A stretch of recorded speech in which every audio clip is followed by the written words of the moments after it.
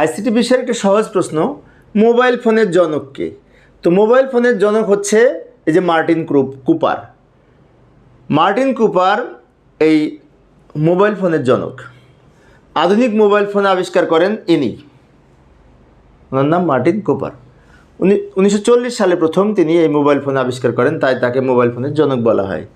এবং এই সময়ে যুক্তরাষ্ট্রে প্রথম মোবাইল ফোন ব্যবহার করা হতো। পরবর্তীতে 1950 সালের দিকে এই দ্বিতীয় বিশ্বযুদ্ধর চলাকালীন সময়ে ব্যবহার করা হতো এবং 1950 সালে ইউরোপে ব্যবহার করা হতো। তবে প্রথমে সেনাবাহিনীর মধ্যে ব্যবহার সীমিত ছিল মোবাইলটা, এখন তো সবাই ব্যবহার করি, তাই না? তো এই মোবাইল ফোনের বিভিন্ন আমাদের যে সমস্ত প্রকারভেদ রয়েছে, প্রথম প্রজন্ম, দ্বিতীয় প্রজন্ম, তৃতীয় প্রজন্ম, চতুর্থ প্রজন্ম, পঞ্চম প্রজন্ম, এগুলি তোমরা জানার চেষ্টা করবে একটু। তো আমি মূলত 1 মার্কসের জন্য মোবাইল ফোনের জনক কি এটা বলতে এসেছিলাম। আশা করি এখন তোমরা লিখতে পারবে।